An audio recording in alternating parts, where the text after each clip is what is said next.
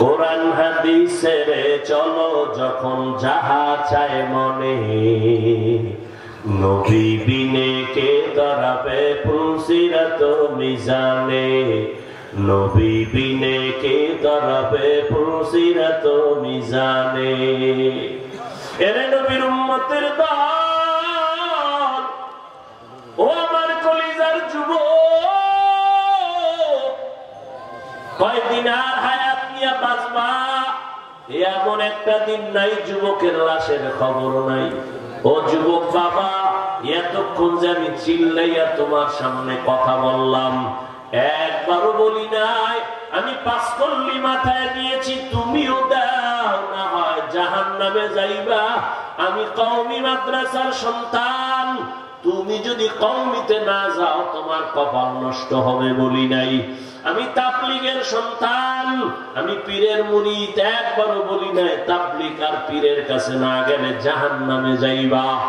আমি তোমাদের কি বুঝাইতে চাই বাবা, আমি একথা বলি না হুজুর হও, পাগড়ি লাগাও, তাসবিহ পড়ো না রে বাবা, এত ভয় পেও না।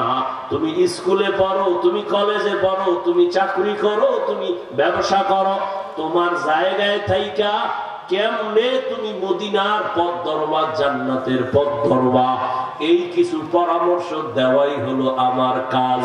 ও বাবা, পরামর্শ দিয়া যায়, নবীর তরিকা ছাড়া শান্তির কোনো পথ নাই। আজকে দেখো ইসলামপুরের ময়দানে হাজার হাজার হাজার হাজার এত মানুষ, এর টাকাওয়ালারা যদি এতগুলো মানুষ এই ইসলামপুরের কোন মাঠে জমা করতে চাইতো, কত পেরেশানি তার মাথায় আসতো। এই মানুষগুলোরে আসা যাওয়ার ফ্রি গাড়ি দেওয়া লাগতো, বসার জন্য ভিআইপি ব্যবস্থা, এরপরে ফাঁকে ফাঁকে নাস্তা, নাস্তা না দিলে আবার চেয়ারের বাড়ি। আবার এই মানুষগুলো সব টাকা দিলেও এই জান্নাতি মানুষ এই প্যান্ডেলে আসতো না। এলাকার যত গাঞ্জাখোরেরা সব এসে হাজির হইতো, আর এখানে সব জান্নাতি মানুষ, দাড়িওয়ালারা, আলেম ওলামারা নিজের টাকা দিয়ে ভাড়া দিয়ে এখানে আসছেন।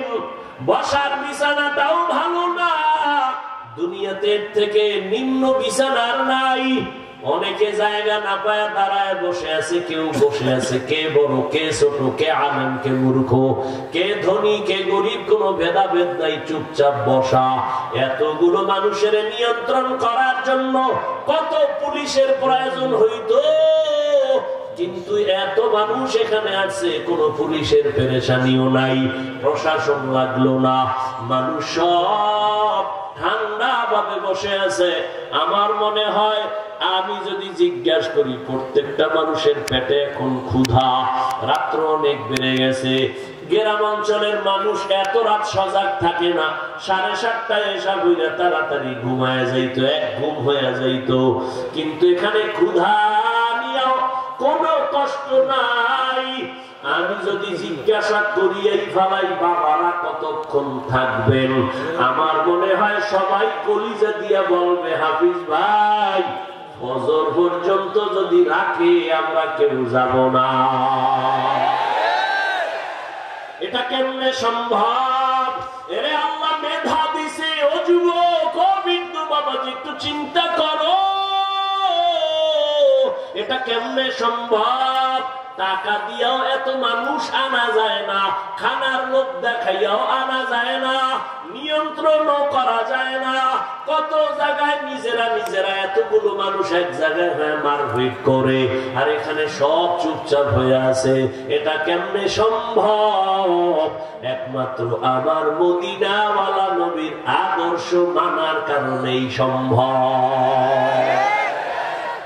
এরে নবীরা, শেখ উম্মতেরা, ও যুবক, একটু ভালো করে বুঝে আমার আল্লাহর ভয়। আজকে টুপি মাথায় দিলে মাথা গরম, তোমার থেকে কম বুঝি না রে বাবা। আজকে দাড়ি রাখলে যৌবনের ভাব চলে যায়, তাও বুঝি। লম্বা জামা পরার কারণে শরীর গরম লাগে, কম বুঝি না। এরপরেও কেন টুপি ছাড়ি না, নামাজ ছাড়ি না, বেপরদায় চলি না। এখানে আপনারা যারা বসা আছেন সবাই মুসলমান, আমিও মুসলমান। আপনার আপনাদের আল্লাহ আমার আল্লাহ এক নাকি দুই? আপনাদের নবী আমার নবী, আপনাদের কোরআন আমার কোরআন, আপনাদের ধর্ম আমার ধর্ম, আপনাদের কালেমা আমার কালেমা, আপনাদের কাবা আমার কাবা।